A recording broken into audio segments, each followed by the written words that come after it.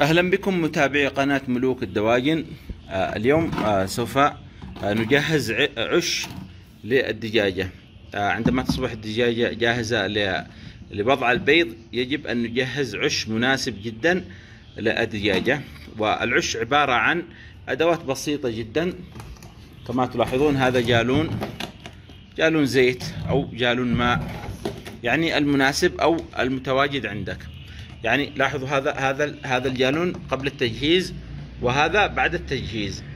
فقط نقوم بقطع هذه المنطقة كما تلاحظون وكما هو موضح في هذا العش. فقط نقطع هذه المنطقة ونجهز هذا العش، يكون العش بهذا الشكل. ونضيف في العش هذا العشب حتى تستطيع الدجاجة أن تبيض داخل العش بوجود هذا العشب. يعني تحافظ على البيض، وأيضا يكون البيض لا يتحرك داخل العش. يعني لو وضعنا العش بهذا الشكل نلاحظ أن البيض يتحرك ويفسد، ولكن بوجود هذا العش يكون البيض ثابت، وأيضا يكون العش دافئ. تابعوا معنا الطريقة. الآن سوف نقوم بتركيب العش داخل الغرفة عند الدجاج. الآن سوف نضع العش في هذه الزاوية. طبعا من الأفضل أن نضع بلوكة أو أي شيء يثبت العش بهذا الشكل.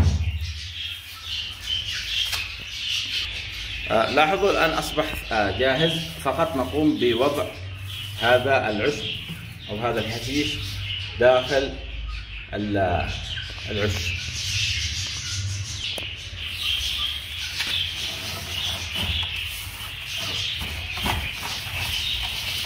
نحاول أن نضع العشب في العش ونوزعه بطريقة جيدة.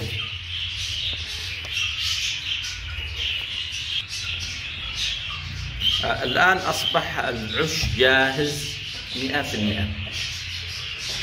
نترك الدجاجة تأخذ راحتها تتفقد وتستكشف العش، وبعد أيام سوف نلاحظ أن الدجاجة دخلت إلى العش وباضت.